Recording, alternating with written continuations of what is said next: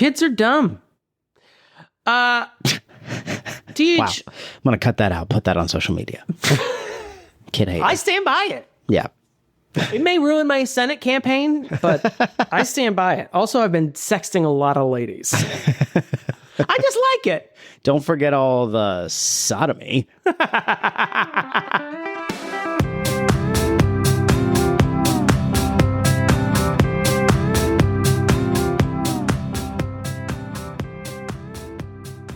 I belched again.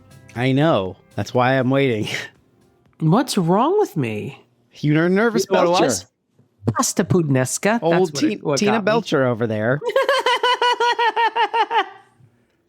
Thank you for recognizing that I belch, and I'm on crystal meth. Welcome to Your Inner Child's an Idiot, the podcast where we look back on things from our childhood and see if they were any good to begin with. My name is DJ. And I am Damon. He's Bob Belcher, is what his name is. You didn't like that. Well, you didn't like this. I liked the Tina thing, and I liked my crystal meth joke that I did. Okay. All right. Fair enough. Right. Okay. We can make two Belcher family references. Damon, you son of a bitch. We are going to talk about a movie. Okay. I'm just going to give you that. Unlike before. A film, like most of the things we cover because we're lazy. Mm-hmm. Now, this is from before we were born. Okay. And I think this is going to give it away if your memory is sharp tonight. But this is a movie that we started to do. We recorded an intro for, but then decided not to do it because it seemed crass given the recent events in the news. 9/11 the musical. Yes, we are talking about 9/11 the musical. Please Came never on forget. The 2000 too, which is weird. Yeah, we knew. Bush knew. We started to record it. We started to record it. It's a very summertime movie. It's around our nation's birthday. It's not about that, but it's about that time of year. It's about summertime fun in the sun. Is it a movie set in the 50s, but it was made in the 70s? No. Okay.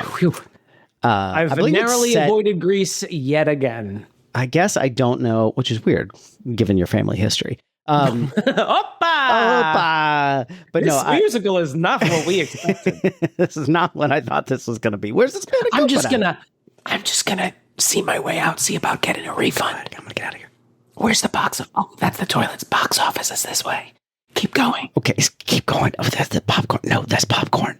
No, that's good. Bring that on your way back, but just keep going for now. All right. I like that I'm getting a refund, but I am coming back. You're still watch the movie in this scenario. I don't know how refunds work. No, sir, you can't go back in. How about this? Sorry. Name a movie from the 70s. The Godfather. I mean, you're not, as far as bigness, you're not too far off. Think summertime. Think blockbuster. Think a little scary. Jaws? Man, we're talking about Jaws. We recorded an intro to Jaws and then we didn't bring it up because of there were shark attacks like really close to when we did it, and it was like, I think this was a couple years ago now. I can't remember what year it was, but we were like, I feel like we should wait on this one, and I'm just crass enough to do it this time. I'm sure there's been a shark attack, but I don't care. We're going to talk about Jaws. Take that, shark victims. Steven Spielberg's Jaws. Have you seen this before? I have. Let me tell you a story about Jaws. Yes. I've only seen this. I think I've probably seen bits of it, just in popular culture. But the one time that I remember seeing it way too young was when I was probably, I don't know, maybe like 4 or 5 years old. And I burned my hands on a kerosene heater that was out in the garage. Yeah. I just like leaned on it. And then I remember getting my hands bandaged, like, just kind of sitting because you can't really sleep. You can't really, do you have to go to the hospital or you just home bandages? I think we were home bandaged at this point. What a I think cartoonish looking thing I'm imagining. Yeah, it's just like white bandages. Like Yosemite Sam got tricked. It was like and mittens. Your hands are bandaged. Yeah. I'm just like holding them upright because that hurt a little bit less, because it was above the heart. And watching Jaws, which was not age appropriate for me, but I think that's just what was on. And, it was the 80s. We just did what we could. Yeah, watch this movie, kid. Put your hair on your chest. Yeah. Well, that's a terrible. I remember I have an injury story, but it's not related to Jaws. Well, good, because we're just talking about injuries. I had a sparkler on the 4th of July. Okay. And my brain was like, what if we grab it? So Sure. I did. I grabbed it with my hand. Searing hot pain. Yeah. And it gave me, I don't think I have the scar anymore, but I had a pink line all the way down my hand for a good month. Did you do one of those? Probably. Yeah. Also, another July 4th, I had my wisdom teeth out, and I was sitting there swollen, holding yet again a sadder sparkler as I waited for Dad to get away from the fireworks that he insisted on lighting, and I thought he was definitely going to lose an arm. I can't even grab it. I learned that on the yellow 4th of July. I think this is going to be great. This classic American film? This classic movie. I do think this is... I think I have a... what's the opposite of a penchant for 70s movies? Where you have find their slowness... An allergen. I find their slowness challenging sometimes, especially in this age of... I have an even shorter attention span than I used to have. Mm-hmm. And so I think, I'm going to have to force myself to pay attention because I think it's all about tension building. You don't even see the shark very much, I may annoyed the you ocean because is a character. I was just about to mention that you don't see the shark until the end. You know when you do see the shark, though, you know what bothers me about him? And this is actually the first thing I think about when I think of Jaws. All the bits in his teeth. Floss, Jaws! He's got bits in his teeth? Like pink bits of flesh in his teeth. And I'm like, you got to get that. if I was Jaws, that's all I'd be doing. And you got multiple rows of teeth, you'd be busy for days. You wouldn't have time to terrorize a small town. By the time you finish flossing, it's time to eat again. And you're always moving forward, so you have to just keep thinking about that, too. Ugh. What is your feeling towards the ocean and sharks in general? Are you terrified of them? Or? I'm fine with sharks. I'm not scared of them particularly, but I do not like vast things. Sure. I don't like oceans, and I do not like space. I do not like space creeps me out. And oceans creep me out beyond belief. I do not like them. Same I am. I do not, and I will not enjoy an ocean with a fox. Yeah. But I remember this was, I felt like it was on TBS like constantly. They must have won this license. We're like, we are going to run this into the goddamn ground. And I remember watching this and then Jaws 2 and then Jaws 3D, which was not in 3D on my tube vacuum, my tube-based television. Yeah, we didn't have that technology yet. I think I did fall asleep during Jaws: The Revenge with Michael Caine. Is that 3? No, that's the 4th one. Oh, 4th. Okay. Where Michael Caine plays a sharkologist or whatever who comes to help the widow, Roy Scheider's widow, in the 4th movie. Because Roy Scheider was like, I'm not coming back for another one of these fucking things. And it's supposed to be terrible. And Michael Caine famously in his biography said, I don't remember filming Jaws: The Revenge, but I do love the house it bought me. Yeah, fair enough. This movie starring noted asshole. Fuck, Richard Dreyfuss again? Dreyfuss. We just talked about, why were we talking about Richard Dreyfuss recently? Was that the American president? American president. Yeah, that's what it is. Yeah. We're talking about What About Bob, of course. Yeah. Another movie that we've talked about doing, but being like, I don't want to watch this. I know people love that movie, but it bothers me in a way that I'm like, I'm not sure I'm going to like this. It's going to make me uncomfortable. Apparently it was a real toxic set. Yeah. Maybe those guys are not great guys. I don't know. Anything's possible. Allegedly. I think this will be a fun, summer romp of teens getting swallowed by sharks, Jaws was a movie that when I finally did see it, the same thing happened with Goodfellas and Godfather before it. Actually, I think I watched both those films after I saw Jaws. But having watched a lot of Mystery Science Theater and The Simpsons and a lot of stuff that parodies films, I was like, that's where all these come that's from. why Bart scratches the chalkboard when he wants to pull a prank on Springfield A&M. It's because that's what he does in Jaws. I think The only one I can think of is we're going to need a bigger boat, which is a pretty good line, if I remember correctly. So Tyler says it a lot. I think because he knows it annoys me when he says it, because I think he does it as a parody of people quoting obvious quotes from things. And so whenever we need a bigger anything, he will say, I think we need a bigger boat. That's a good one to do, like, apropos of nothing, where you're like, okay, I'm going to get my shoes on real quick before I go to the store. We're going to need a bigger boat. Like, what the hell are you talking about? What are you fucking on about? We both, I assume, are attracted sexually to Roy Scheider a little bit. Is that okay? That is the even though he looks like he's been tanned. I'm Roy Scheider is the police chief, Chief Brody in this movie. I don't think I even know which guy that is. You probably know him best from Sequest DSV. Oh yeah. Yeah, sure. Or that Fosse movie from the 70s. Yes. Yeah, definitely. All your favorites. I want to bang Roy Scheider. Is that what you're asking me to say? That's what I'm asking you to say. Now that can be clipped for all the internet to see. All the internet to see. All the internet has been wondering about your sexuality towards Roy Scheider, and this is their chance. Everybody's gonna remix that. I want to have sex with Roy Scheider. Roy Scheider. Or they'll see that and they'll say, Stitch incoming, and then it'll talk about how you're a monster. POV, you're a piece of shit. They're not wrong.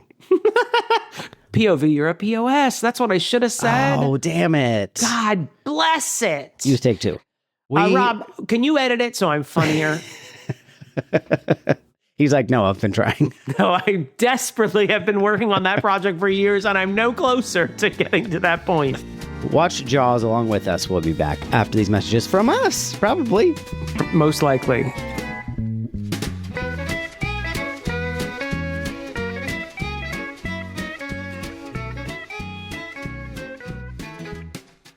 I realized we should have recorded this one first. Well, we can just switch them. Well, we can switch it, but we can't. Yeah. You know, we got to record it first. Well, yeah, but we're handling that now. So this is... Within an hour, this should be recorded, unless I touch my mic or anything else. Burp a lot. Or belch a lot. I did get a fart out before I hit record, so... I'm going to set the scene, and you make a very intimidating... Oh, no. Okay. Wait, I'm going to make an intimidating ad? Yeah. But the shark doesn't talk. Yeah, he does. Come on down to patreon.com/yourinnerchild'idiot. That's the other part. You look into the eyes of patreon.com, and it's got those cold eyes, those black eyes, like a doll's eyes. Go to You're in a Child's an Idiot. And donate to your comfort level. And you'll see my scars. A harrowing story of me almost dying at sea. This is my scar here from that 1 month we didn't get enough donations. And I had to go into the bramble bush to pick out pennies to pay the bills. We don't want that happening again. Patreon.com/yourinnerchild'idiot. Perfect. See, and I helped. We are back. We watched Jaws, 1975. Thank you for naming the year. It's the tale of it's a shark's tale. It's the original shark's tale. Yeah. And in fact, the people who made A Shark's Tale, they originally were like, what if we tell the story of an island being harrowed by a great white shark? And they were like, I'm afraid that's already been done. And they're like, all right, we'll just do like a remake of the 1970s comedy Car Wash with Will Smith and Jack Black. We'll just do that. We'll do a not bad remake of the song Car Wash for it. And that's the highlight of the movie is Christina Aguilera's cover of the song Car Wash. She plays the jellyfish-like character. Yeah. Wobbling around. What we're not stinging people, about, getting pissed on. What we're not talking about is Shark Tale. What we are talking about is Jaws. It's the tale of Amity Island. Sorry. Island off of Massachusetts, I think. And it's got that vibe. It's got a Massachusetts vibe, or as Tyler sometimes stumbles over it, massive two shits. Nice. Wow. He doesn't by he's like Massachusetts. What? I'm like, what a masshole. What a masshole. By proxy. It's the story of Chief Brody, it's his first summer as chief of the island. And wouldn't you know it, a shark attacks a young lady. But, in classic horror... boat accident. In classic horror film fashion, she deserved it because she was nude. She was skinny dipping, and the shark got hungry, and those two things don't mix. And they find her body. He's immediately shutting down the beaches, and he's confronted by the mayor, who's like, hey, we really got to shut down the beaches, or can we just keep it open? And that's the central conflict of the film is, do we have to tell everybody, or can we just kind of let it happen? At least the human to human conflict. The main conflict is, we got to kill this fucking shark. There's a fucking shark. That's the whole, actually, second half of the movie is them fucking killing the shark. Eventually, gentleman comes to town, played by Richard Dreyfuss. He's a scientist, an oceanographer, a guy who's real into sharks. Shark expert. He's a shark expert. Sharkologist. There was a word for it that I didn't learn. And he along with Chief Brody, team up with Quint, played by Robert Shaw, who's the local curmudgeonly captain, shark hunting captain, and they seek revenge on this is actually that's Jaws the fourth Jaws movie. Because Jaws the Revenge, having get blowed up, and they spend the second half of the movie just tracking this shark, and it mostly kicking their ass until at the end they shoot the compressed air in its mouth and it blows up. It blowed up real good, and only I think 8 or 9 people die in this movie. So, and the way, and oh yeah, you should go on one of those horror movie websites to name the body count. They always like to do that. Who's the real winner? Summer tourism on Amity Island, because the mayor was. What I don't understand about okay, I'm done with the recap. You get it. Yeah. Jaws attacks, we kill the shark. What I don't get about the mayor's whole thing. So I get it. The whole island is built around, the economy is built around tourism. In the summer, especially, it's about to be 4th of July weekend, which is why we're covering this. God bless America. It's the why start now, God? It's the demi-sequicentennial blooper. It's 250. I don't remember what the word for that is. Look it up while I'm talking. And am I supposed to be? I said you. No. Yeah. Craig, get on that. And, oh yeah. So I understand the motivation of hey, we can't scare away all these tourists, but the tourists come, so they have the one attack and they keep the beaches open. But you can have the beaches open, but close the ocean part. They do it all the time. There's algae blooms. There's jellyfish, infestations. There's sargassum, just washing up, and they have sargassum. What's that? It's the seaweed, the big kind of Okay. I think that's how you say it. Since you're already interrupted by someone else, the word you're looking for is a semi-quincentennial. Semi-quincentennial, which is strangely enough Quint's full name. So all the people come because they don't freak out and close the beaches. They come for the 4th of July weekend, but they are on the beach already. Your question is, they don't earn money from whether people swim or not. Right. Why? I mean, I know it's because of the movie, but I want a little bit better explanation. Why does he care so much? Because people aren't swimming because of the shark attacks that they've heard about. And then he convinces some local donor or whatever to get in the water. And then it causes everyone to go in the water. And they're splishy-splattered. And guess what? More people get it. And what I don't understand is they had their delightful hotel money already. They were already buying bomb pops and cherry widgets and whatever you buy. I'm not familiar with the foodstuffs of Amity Island. So what's the fucking deal, Mayor? Well, I mean, I think the logic would be that it speaks to people's reticence to get in the water, speaks to maybe there might be a drop-off in summer tourism. If people are effectively scared enough to get in the water, then word of mouth might spread, and then the rest of the summer might drop off. I think he wants, but I think he also wants to convey an air of normalcy. Everything's fine, no need to worry about anything. He didn't get in the water. He didn't get in the water, didn't convince his kids to get in the water. We found out later at the hospital that he's like, my kids were out there too. I'm like, yeah, but he didn't tell them to get in the fucking water. You told some old man and his grandkids to get in the water. Well, nobody's going to follow some dumb kids. You know? Kids are dumb. Wow. I'm going to cut that out, put that on social media. Kid hate. I stand by it. Yeah. It may ruin my Senate campaign, but I stand by it. Also, I've been sexting a lot of ladies. I just like it. Don't forget all the sodomy. Now, that's his private life. The important thing is he's going to give me a goddamn tax cut. Look, no one gives a shit what you do in private, Lindsey Graham. So don't forget, we have a lieutenant governor who's commenting on Twink's Instagram reels. Yeah. You know, I hate your politics, love the game, but like, and it like no one brings it up anymore. I'm like, who? First off, don't comment on anything ever.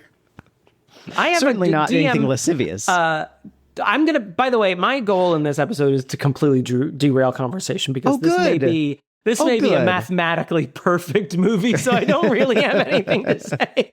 But I have a DM exchange with a dear friend, and we like to share pictures of men back and forth. Raunchy. And we are scared. It does get raunchy, but we are so scared that because you'll look at the comments of these men that we're sharing back and forth, and it's always like 50, 60 something men being like, "You are gorgeous. You know, I'd give anything to wake up next to someone like you." I'm like, Adam, if I ever write anything, if I ever comment on anyone's Instagram comment, just kill me right away and tell the judge I told you it was okay. Put me down like a said dog. It was cool. Take me to the vet and have them put me down. All right, you're manslaughter. But I think get out of here, rapscallion. I think that time served. It always baffles me too because it's like the people who just yell out the window at other people. Let's be honest, it's men mostly yelling at women that are like, "Hey, can I get with you?" You know, or whatever. You're like, does that work? Because I think it's got to be like the spam call. Do you have a spreadsheet on like the data here that you've been collecting? Like, how often is this working? It's got to be like spam call where like, I mean, it must work enough, you know? Must it? No. Who is responding to this stuff? I don't think that's right. Let's go through our characters here. Let's talk about Brody, shall we? Brody.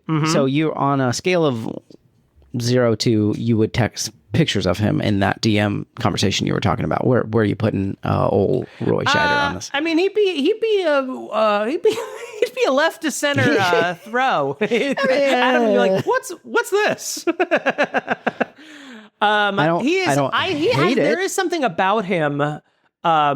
There's something very 70s about him in that there is like no sun protection whatsoever. He is just Naugahyde at some point. Yeah. But there is something tanner, I feel like, as the movie goes along. I like that. Oh, yeah. I'm like, you are a burnt umber, sir, by the end of this movie. Not to mention, I mean, you're just out in the sun when you're out on the Orca, nothing to hide under in the open seas, they say. They say also facts. Facts open are seas, they. The they I'm referring to is just the fact that there's nothing over the sea to cover yet. But yeah, he's very handsome. I also, and call me paging Dr. Freud, I also realized he kind of looked like my grandpa. When my grandpa was younger, he kind of looked like Roy Scheider in Jaws. So I like he's also on the side of just like he's trying to do the right thing. You know, that's sexy, right? Doing the right thing. Of course. Okay. I think so. I think technically it is still sexy, but we'll see what the laws say by next year. Next time. That uniform, you love the man in uniform. I do love a man in uniform. I love a man. I love a beach cop in Vans, just trying to keep Amity safe. Keep the peace. Also, it seems like he took the job because he's like, this will be a cakewalk. Yeah, he used to be a cop in New York. He's like, I didn't feel like it could make a difference, but I could come here where there's virtually no crime and possibly make a difference, which is something I can relate to, which is like, where's the least amount of work you want to be? I can do. Not to belabor the metaphor of the movie, but you want to be a big fish in a little pond. Absolutely. I thrive in that. Don't put me up in competition with other big fish. I will be eaten immediately. I want to say something. I did say this is a mathematical perfect movie. I really don't want to be the guy who's like, movies are too long these days. But what I appreciate about this movie, and maybe this is the problem with movies these days, is that this movie can walk and chew gum at the same time. Like, it doesn't have to have a scene that's just exposition and then a scene that is plot development. It can propel the plot forward while also like giving us more information on Brody. A boat. Like a boat. Boats get propelled. Trains also get propelled. So I mean, it's not with propellers. That's a good point. So, but airplanes, biplanes, they get propelled in that way. That's mostly lift. They're pulling, and drag. These propellers are pushing, like Steven Spielberg's directing. But yeah, I mean, I feel like the first half of this movie, almost feels like a Robert Altman film in that everyone's just talking over each other constantly. Very 70s. Yeah. It's very cut off. Everyone's just like, he's like walking through the town after the girl was killed in the initial scene. Like he's walking through the town and everyone's just like coming out. There's a July 4th, like practice parade, perhaps. No one seems to be bothered that people are walking through it. So I'm like, just assuming it's a practice parade. And the entire town is like coming out and they're talking to Chief Brody about their minor complaints with things while he's trying to get things done. While he's also like providing instructions to his deputy chief and his secretary, who I loved and I wanted her to be in more scenes, was just loudly talking about stuff. The fence. It was just a great scene. And I feel like we slowly learn over the movie about Chief Brody without having to like sit down and be like, okay, guys, let's just get this out of the way. The exposition scenes. Yeah. It felt like we were learning a lot about them. And then even when we have like the town meeting, everyone's talking over each other, but you pick up from those conversations, oh, well, this woman owns a hotel in town, so she's worried about the beaches closing. And this guy runs this other business in town, but this person's concerned about this. It's just such a masterfully well done movie that it's just accomplishing so much. Every scene feels like it's accomplishing two things at least at once. Yeah. So it feels like, even though I feel like it's a fairly sizable movie, I feel like it moves at a good clip. Yeah, and even when you have a good example of what you're talking about is like a scene that doesn't really, I mean, in the town, it doesn't really accomplish anything. It accomplished something as far as the plot and the the story, but like they get on the little boat to try. Basically, Brody has shut the bay down. You can't use it, and then there's some people out there fishing who haven't heard this, and so he goes out there on the boat, and then like the guy, like the mayor and a bunch of guys, get on the coroner, and then his deputy chief is there hanging out of the car, and they all get on this like flat boat. So they drive the car on there, and then as they're driving out, because their original purpose was Brody was riding out to these guys to be like, hey, get off the sea. And so they come with him. Get off the sea over here. Jesus, tribe's coming in and everything. Get off the water. But as they're going, they join him, and they're basically being like, no, you can't do this. You have to have, all these reasons or whatever. And they're like, it could have been a boat accident, or that's what the coroner's saying. But the way it's shot, they're pulling, and the camera's like following them around as the boat like maneuvers, and it's very interesting. It's a very cool like camera thing, and I don't think that unless you're kind of paying attention to it on purpose, like I was, or if you're like an auteur or something, you like a directing nerd, it's just a way of engaging the audience when something kind of expositioning is happening. But it also subconsciously sets in your mind, like, this is an island. This is how they get around. Yes. It's completely separate from everything else. Yeah. And it's like, I think it's, a very light metaphor for like, this conversation doesn't go anywhere because he ends up just riding back. Right. And because they don't tell the guys to get off the sea. So I love it. It's very well shot. It doesn't feel gimmicky either. I guess it could if you were like, just shoot straight. No, it's not very showy, but you're absolutely, and I didn't even pick up on the metaphor that it just sort of ends up back where it started. Yeah. It also introduces Mayor Vaughn and how he sort of runs this town. Yeah, it's actually him with a sort of smiling fist.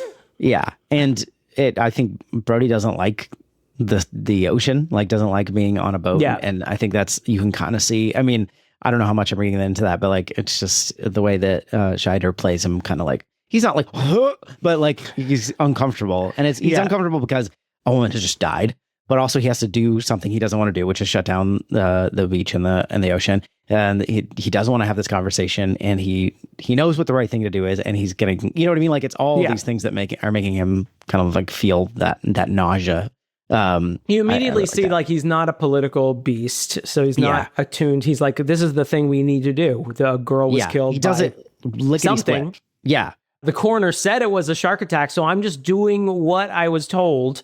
And then all of a sudden the coroner's like, it could have been a boat accident. Yeah. After the mayor is like, could have been a boat accident. Could it have been a boat? But maybe a boat accident, perhaps? Yeah. I also want to say before we get too far away from him, because he's not a big character, but the guy who plays the deputy chief, I was like, who is that? Oh, yeah. And it was driving me crazy because there's a scene where he's sort of, I think it's when Scheider hands off the signs. He's like, paint these beaches closed signs, have my secretary do the printing. Don't you do the printing, have my secretary do the printing. And I was like, he makes a face where I'm like, I've seen that face before. Who is this actor? He is the motorist in Clue who gets bashed over the head with a wrench. A movie that I have like just swimming in my subconscious. I was like, why do I know that person's face? What is it? Which actor is that? What is his name? He's hold on, I still have semi-quincentennial I don't know what his name is in the. Is it Hendrix? Yeah, yeah. Jeffrey Kramer. Yes. All right. Yeah, I do not recognize him. I do not have Clue as seared onto the back of my head. It's fine. You're a normal person. That's definitely not true. Well, I feel like I really like his relationship with his wife too. I'm just real quick because she doesn't get a ton to do. It's not fraught. Like they have a really, it's seemingly like healthy relationship. There's conflict, but it's like she's worried about him. A normal relationship conflict. Yeah, she's worried about the boys. I really like the scene. I think her best scene. She has a lot of good scenes, but her best scene is when he's reading about sharks and kind of freaking out, and then his boys are playing in the boat, but it's on the water, tied to the pier. Yeah, it's tied. They're not going anywhere. And he's like, boys, get out of there. And she's like, what's the big deal? They're just on the water. And then she sees in the book, like a shark biting through the hull of the ship. And she's like, Boston, you heard your father, get out of there. I really like that. It was a very good scene. I also want to talk about, let's talk about, do you want to talk about her some more? Do you want to move on to Richard Dreyfuss? She doesn't get a ton to do, unfortunately. I mean, she's like our woman character. Her and the secretary are basically it. But... And maybe the one minor complaint, because I liked her and Roy Scheider's relationship so much, I wish we did, even if it was brief, have a reunion scene when he gets back to shore. But I mean, like, that's a very minor complaint. I just like her character. And it felt like because she gave him a goodbye before he got on Quint's ship, I wanted like a little, I'm back, honey. And there is a moment where she at the end of she radios out to the boat, and Quint answers and lies to her, and basically like, we caught a couple tuna, we'll be back in an hour or something. I don't know what he says, which feels very unsatisfactory. Yeah, it feels like the movie is like still like, hey, don't forget Mrs. Brody, perhaps. Yeah, and then you never get a satisfactory and then it's solved. Richard Dreyfuss is sort of introduced maybe a third of the way through. Brody calls him, like after the initial claim of a shark attack, they call an expert from one of the schools nearby. What school perhaps might be near Amity Island? I don't know. Perhaps a beautiful crimson-colored school. But MIT? Amity University. MIT. Go Sharks! That's what Amity stands for. MIT. That's where they got the name. Yeah. Wow. Richard Dreyfuss, what is his character's name? Matt Hooper. I was like, is it Cooper Hooper? It's actually kind of hard for me to remember their names, even though this is such an iconic movie. I think because they don't really say them very often. I think Brody, they say the most. Brody and Quint. I remember Quint because it's such a specific name. Yeah. He's introduced halfway through. I like his introduction. He's sort of a young man, gets off of his boat, and he had one of my favorite interactions. There's just a big burly sailor who's like sort of helps him off his boat onto the dock. And Richard Dreyfuss goes, hello. And the guy goes, hello back, young fella. Like, what a deranged person. And this man is like 8 foot, 14 inches tall. Like this is towering over Richard Dreyfuss, but seemed like the most friendly giant they could have That a whole big sequence friendly giant. when he gets off the boat, because everybody's going out to the, there's been a... Because of the crazy reward for the shark. Yeah, reward put out for hunting the shark. And so everybody's like scammering. That's when he gets there, when Hooper gets there. And so he's getting off the boat and like Brody doesn't know who he is at first. And then even when he says who he is, he doesn't really recognize what he means. And he's like, can you help me? He like immediately has him like get those guys off that boat? He's like, tell those sailors over there that they're weighing down their boat. And they're like, ah. And he's like, okay, anyway, they don't listen to him. So where can I eat? I just really like that. He brings an interesting energy. I don't think I ever like remember this movie well enough to like remember his character. But I like the like conflict of him versus Quint comes up a lot more later. The schoolboy versus the old salty dog. Yeah. And also the whole subplot of him being rich and like having because he has a boat full of fancy equipment and then he brings, and honestly, it's kind of what saves the day. So nerds rule. I will say this. That is something I liked about this movie as a nerd. That I feel like the trope, at least these days, is, the scientist came in with his highfalutin equipment, but it was this common sense, working class man who saved the day because he just knows intrinsically what to do. And it was like, no, this man doesn't know what to do. And it's actually the scientist who's able to at least get us closer to figuring it out. They all kind of just didn't know what to do, but there's 3 of them. So eventually they get him. I feel like that they kind of lucked into defeating this shark just because it was like, what's really crazy about the shark, I guess I'm jumping forward a little bit, but like what's crazy about the shark is really all they estimated was A, its bloodlust, and B, its size.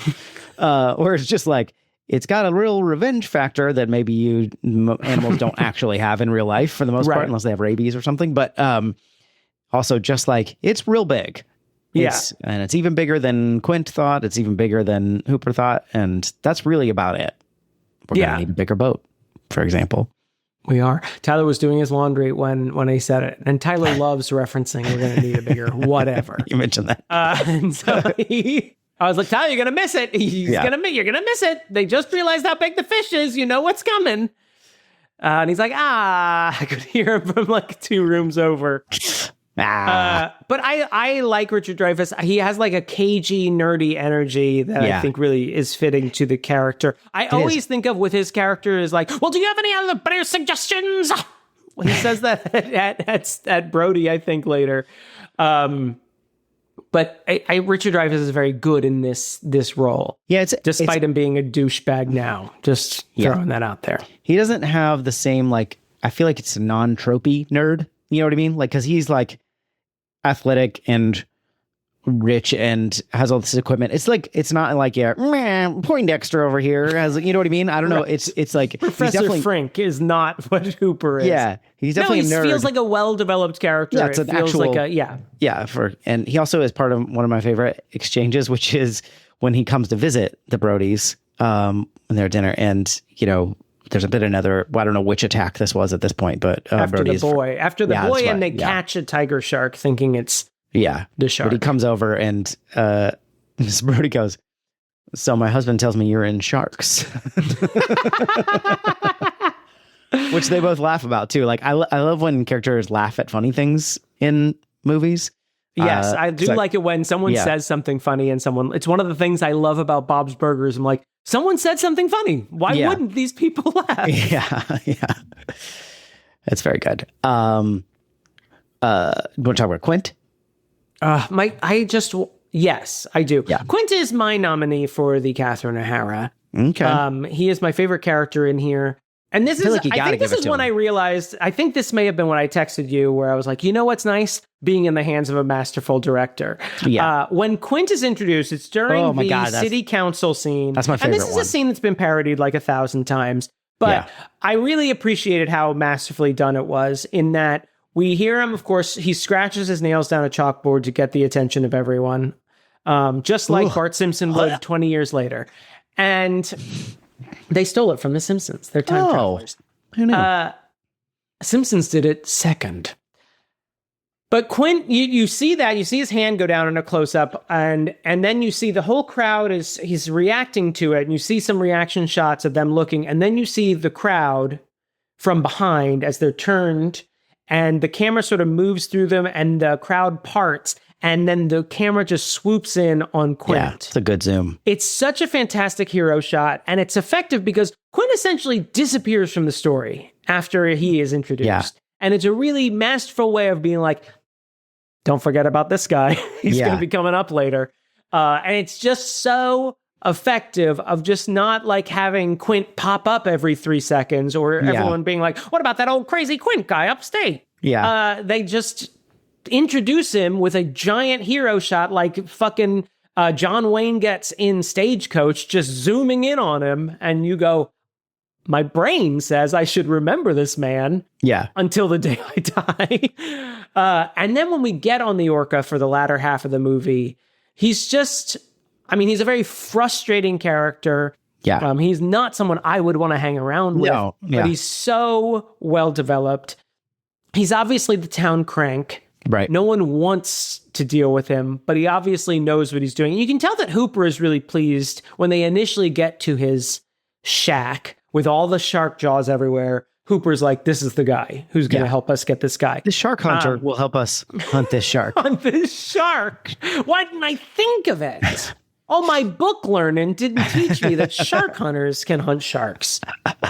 And then we get on the boat, and you're sort of trapped with a madman a little bit. Yeah. But then the movie isn't just content with that, and he's not like a laughingstock, and he's not a villain either. And then you get a really compelling story of the USS Indianapolis. You sort of realize why he sort of that monologue might be real. It's such a. I mean, we're not the first pair of people to say it, but it is a fantastic fucking monologue.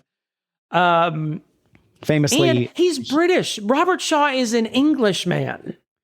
But otherwise, pretty much his character, it seems like he was like a drunken mess on this, and it was like apparently he thought it would be, you know, more in character if all three of them were drunk. So he like led the charge and was drunk, and then they did a million takes and it didn't work. And then the next day he was like very apologetic, like in the light of day, and they reshot it. And apparently he did. I don't know if it really was, you know, the first take or whatever, but he like nailed it, and that was their actual genuine reaction, which you would understand being wrapped because he crushes it. Not only is it a great monologue written on the page, but he just it's a devastating story, and like his telling of it is just really enrapturing. Yeah, it's amazing. I always the line that sticks with me is like, and sometimes the shark will go away, and sometimes the shark wouldn't go away. And I'm like, oh my gosh. But you also, I mean, he does a really great. There's like a toxic masculinity about him in that he will never say that he's scared. But Robert Shaw does a great job of showing that he is scared by him reacting more and more erratically to things. Yeah. Driving, like pushing his boat. And you can tell it's like, because he's fucking scared of this shark. He's like encountered the shark that he can't beat. And like probably triggering up all his trauma that he has from, you know, watching his friends get eaten by sharks. It's also true. It's such a masterful performance, and it's a version of a true story too, which is absolutely. And to this audience, they would be well aware of the USS Indianapolis, which I think was kept. I think it is a late reveal in history. I think it would be somewhat new news. 1974. No, I don't know. I don't know when they. I think it was kept largely confidential until long after the war. Is one of the many great things Nixon did. Why am I just saying things? I believe it was, I have no idea, o'clock when they learned. He's also good at his little songs and his little phrases. Here's to swimming with bow-legged women. Great. For example. What are you, some kind of half-assed astronaut? She says to Hooper with all of his gear. Yeah. It's pretty good. Very good. Very good. And there's another one, but I can't think about it now. But it's very good. Or were you looking up? I am, but you might be surprised, but this wartime ship has a really long Wikipedia page.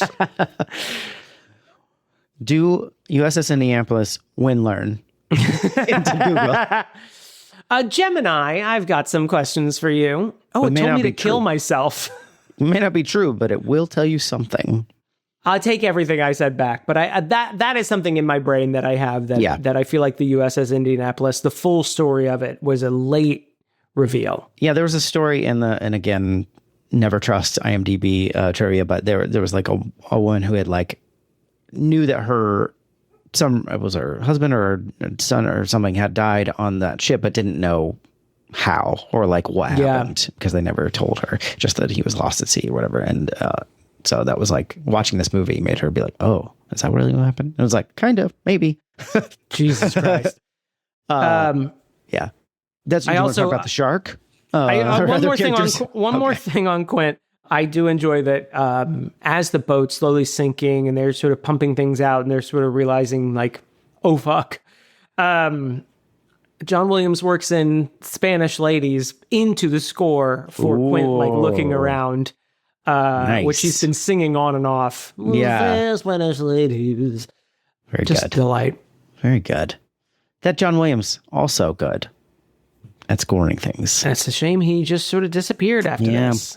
Never scored a thing again. I do think this one is, it's not his most memorable work beyond the very obvious, but which is like aside from the most quintessential thing. Yeah, I guess you're right. I guess like all of the movies have just like one like main theme and then like incredible variations thereof. So I guess I'm wrong about that. I'll accept. I mean, it's a pretty amazing theme. Yeah, yeah. It also you mentioned this. I can't remember if we're recording, but it's not as used as you'd think it would be. Yeah, it really isn't. And they pointedly didn't use it when it's not a shark that's there. It's the boys like with their cardboard shark fin. Good call out. Yeah, it's silence during that whole thing because it's like, no, we only use it when the shark's actually there. The score knows. It's an omniscient score. Did you guys read The Score Keeps the Score? It's a great book.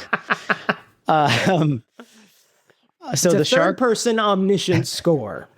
The shark is infamous in this movie because there were 3 different versions of the shark and they mostly didn't work. And so through the power of directing and mostly editing, they like figured out how to make it still scary, and when it did show up, it's mostly very effective. There are some things that I don't think super hold up, like it's mostly when you see the shark the most at the end. If you're really looking, it's a little like, well, that's not a real shark. Except for the moments when it is, when like he's attacking the cage, that is an actual shark. Oh, yeah. Which is crazy. There are some the live footage is intermixed. Yeah. I think it also helps in that sharks have dead eyes, as Quint mentions, in real life. So, oh no, our animatronic shark has dead eyes. Who cares? Yeah. They also have smooth skin. They don't have fur. You know, they have that weird cartilagey, fishy skin. I don't like maritime stuff. So, I mean, I think that works in that, you put a rubber thing on a mechanical shark and it passes largely. Yeah. As long as you keep it in the water. Just keep it in the water.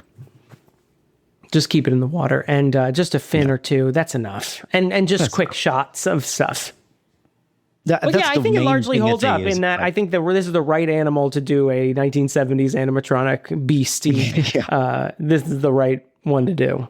Have you been to the Universal in California where they used one of the actual sharks to attack you? No, I've only been to Universal in Orlando where they had a shark and a teenager, at least in the 90s, drives the boat around and shoots at the shark to protect you. I think the Amity set is still there at Universal Florida, but it's slowly being eaten by Harry Potter stuff. Yeah. King's Cross is right next to the Amity fish and chip shop you can stop at. It's just kind of crazy. That's like, I know they had a bunch of other Jaws, but you're like, this movie is like super old, you guys. But they're still going strong. Well, I think Spielberg was like, yeah, you can use my shit. Yeah. It is a Universal picture. And he's like, and what if we built a really shitty E.T. ride that Phyllis Anthopoulos will be hesitant to get on in 1996? Mr. Spielberg, you're a genius. I believe Mother's quote is, it's not like that Back to the Future, right? Is it? She asked a young teenager at the information desk. Well, ma'am, I don't really know. But I think they obviously did a great job with the shark. It's very scary. I think that this belongs, I don't think it's the kind of problematic that we use the problematic corner, but spurred a lot of people going after sharks and gave sharks worse reputation than they probably deserve in an actual conservation way, it was actually really damaging to shark populations, which is not cool. Don't do that. Don't go hunting sharks. Don't believe things you see in movies are real. But also be careful. They do actually bite. They have lots of teeth. They are very scary. And I think the best, the medical shots of the bodies that when Brody is going through that book. Yeah. It seemed real. I don't know if that was real, but it seemed real. Yeah, it was a real book. They used a real book. They didn't CGI it into his hands after the shot was made. Listen, you can make fake books in 1975. Okay, they're just they felt like medical. They did. They felt very accurate. Yeah. They didn't feel like staged. I guess we should talk about just Steven Spielberg some more. We've obviously dropped a lot of things, but there's a few other things. Is that how it's pronounced? Spielberg. I mentioned I think the boat shot is my favorite when they're doing the little exposition and he follows him around, but he does the the reverse Hitchcock when the little boy is being attacked on the beach. Where they zoom as they dolly back or whatever it is. I don't know how you do it. It's either zoom forward while you zoom in out, while you're also pulling back, or vice from versa. Vertigo, or it's famously used in Vertigo, but I think they did the reverse of it. So whichever direction that is. But it gives this very eerie effect of you stay the same kind of on the person's face, but everything looks weird and kind of moves, and it's very cool. And I feel like it's not. I mentioned this with the boat shot, it never feels like show-offy or gimmicky. Sometimes you're like, oh, Dutch angle, you can kind of really get pointed out, but it just feels really appropriate. It usually adds to the tension or the exposition in some way, and he's real good at directing. No, I mean the scene, that Spielberg guy, he's going places. Retirement fairly soon. Yeah, probably. But the early scenes, and especially that scene on the beach on July 4th, is so effective in that it really puts you in the mind of Brody, and that you are also trying to watch the beach while people keep talking at him about things. And that one businessman who's just in the shot, and he does these sort of double focus where the guy's in focus and the beach is in focus, so you can keep watching both, and it keeps getting distracting. There's a lot of you might even say they're the cat that jumps on the trash can type things, but purposefully, there's a lot of distractions when you're watching, young, beautiful people play in the ocean. There's girls screaming because their boyfriends are pinching their bottoms or whatever. Pinching their bottoms. How old are you? I am going to be 106 this December. I fought in 2 world wars. Yeah. So it's very, especially the first half of this movie is so effective at getting you into Brody's head. It really kept stressing me out. Maybe because I just do not like being approached by people who were just talking. It felt like everyone was just walking up to him and they're already halfway through a sentence when they're talking to him. And you kind of can't understand what they're saying, but it doesn't matter. No, it doesn't matter. It's just there to be all the townspeople, because it's a small town. They know each other, and they're like, oh, I've got a complaint. I'll go talk to Brody. I tried to paint my fence, and I also when they're out on the Orca and they're trying to fix it, and it's just I think it's Quentin Hooper that are under the hull working on something, and you just see their hands come up grabbing wrenches or whatever and going back. It's so cool. What a creative shot for nothing is happening. I mean, it is, but nothing important is happening. Well, and then on the boat there, it's just right after the USS Indianapolis story, and then the shark starts ramming into the hull of the boat. Yeah. Prophesied by your book that freaked out Mrs. Brody earlier, where the shark is bashing its face into the boat. And then the lights go out. The electricity goes out in the boat. So they're all in silhouette, framed by the windows of the boat where you see the ocean. So cool. This Jaws movie, you gotta check it out. There's a moment where Brody is trapped inside the cabin.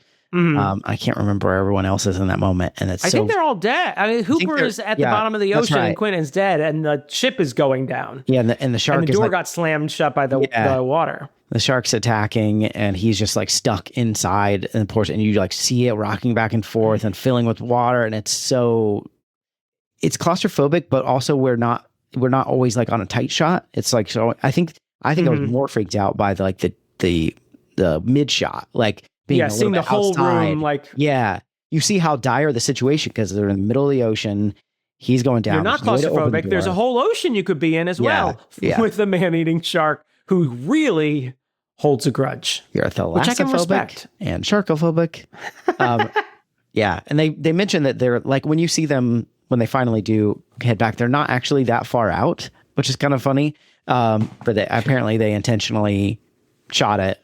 Spielberg intentionally shot it where you can't see the land for most of the time, and then when they do start swimming back, you're like, oh yeah, they're gonna make it back. Like it's not. I think far. You do see there are a few land shots like right at the end where you do see the presumably they have driven the island. back a little bit at that point. But it's very cool. One of my favorite Quint lines that I forgot before was during the attack, a candle flips over or like a torch, whatever, and it just catches the boat on fire, and he goes, "Gee, put out the fire, would you?" Like just so casual. He's like, "Ah, yes." The lantern falls. I also think it's a good. The shark isn't alien-like massive, but it is massive enough that you like, because you see it swim past the boat, so you see the boat as a comparison to this shark. It's really effectively done, and they do a good job of explaining these barrels so that when you see, not with 3 barrels on them, not with 3, when the barrels start going underwater, you're like, yep, because that's a game we've all played where you have the beach ball at the pool and you try and you let it push it under, and then you let it, and then it flips you over and you fall in the water. I think it's fun. It's almost as if they knew what they were doing. It's almost like limitations breed creativity. No, shark's not working. That would Mr. Spielberg. That would be an axiom if it was true. So I don't think so. Do you have a nominee? So I will second. Quint is my Do you have my COH? I want to say the USS Indianapolis scene. I might also say the July 4th beach scene are 2 very good scenes. I think I would lean towards the USS Indianapolis. The whole it's just so that's probably what I'm going to remember about it. Just like it's so masterfully done and leads up to the tension and explains his whole thing. It's very good. You don't have to just do exposition at the beginning or as this big, that is kind of a big reveal, but it's not like everyone was going around, why does Quint hunt sharks so much? Yeah. What's up with Quint? I hope we find out perhaps in the 3rd act what's going on with Quint. There's not all that. It's just like, hey, by the way, I also feel a vengeance towards these animals. Do you think it's related? Probably I'm fucking also terrified of them. When he gets bitten by the shark and gets taken down, there is like this tragic moment of like, you survived. Yeah. Oh, you know what I'm also now thinking about? When he's telling the USS Indianapolis, another relatable part of it is like, and that's when I got scared, is like when they came to rescue us. And I was like, I just need to last long enough for my turn to get out of here. Will they eat me in the meantime? Yeah. It's good. It's good shit. Seconded. Let's go to the verdict. Let's swim. Hold on. This carefully. Is when I screw up. Yeah, you got to write it down. I don't write it down. Put it in your little notebook. Catherine O'Hara Memorial MVP Award goes to Quint. And SF. Sally Field Memorial. USS. Single Scene Award. Indy. Mm-hmm. Great. Circle City, Indianapolis. Let's go. Let's swim to the verdict carefully with barrels. I used to be scared of the water. He doesn't have the accent. Used to be scared of the water. I suddenly remembered my Charlemagne. Damon, hit me. Good. It's a good movie. It's an American classic. It's a fan. It really is. It may not be it may not trigger all my feels that ever, like, it may not be my favorite Spielberg movie, but I recognize, like, this may be as close to a perfect movie as there is. Like, I don't even with movies that are my favorite, I'm usually like, oh, that line reading is kind of weird. Yeah, or, that scene feels stupid. But I don't have that here. This all feels to be a well-oiled machine. It's pitch perfect. I do want to mention this, since my verdict is good job. One of my favorite artists that I follow, Will Roquefort, he did a painting of, it almost feels like a deleted scene. It's the kids graffitiing the sign of Amity, the big billboard that the mayor is pissed about. Yeah. He did it. It's like a nighttime shot. It's so perfect. And Spielberg, I think Spielberg bought it off of him. Oh, nice. He's a really he's a great artist, sort of in the vein of Norman Rockwell, that really mid-century realism look. I really like him, but he did a great painting for Jaws. For Jaws. I don't know why. Why did I fall apart at the end? Just talk like a human would talk.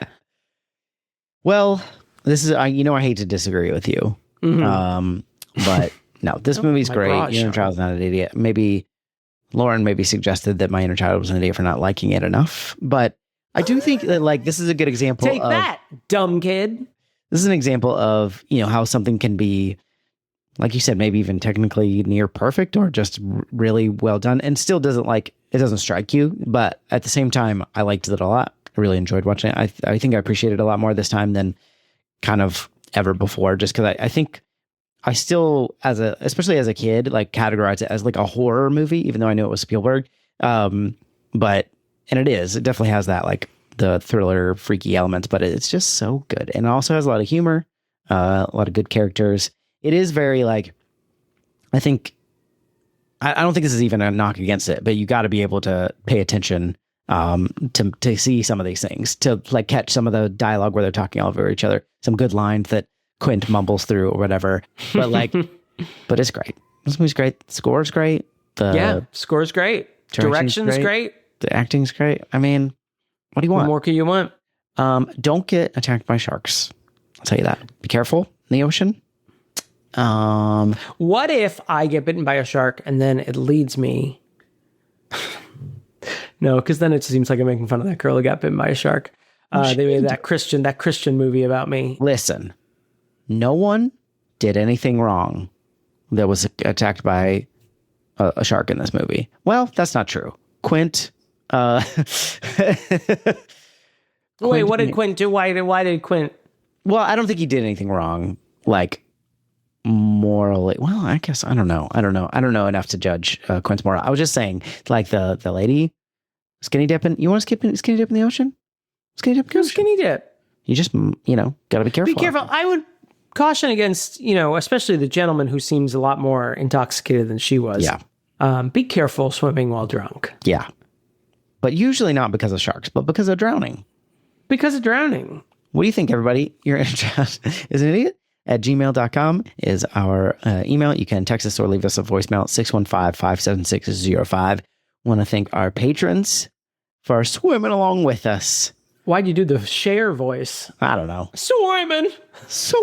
With bow-legged women. Want to thank our patrons, including Lindsay, Halik, Zachary, Hartley, the supreme ruler of this podcast, Captain Jean-Luc Picard, the Hands of Fate, Jackson, Dr. Malcolm's Bosom, Caroline, Amberson, Josh Frigo, Jeremy Powlen, His Honor the Mayor, but the good one. Not. A semi-corrupt mayor. Yeah.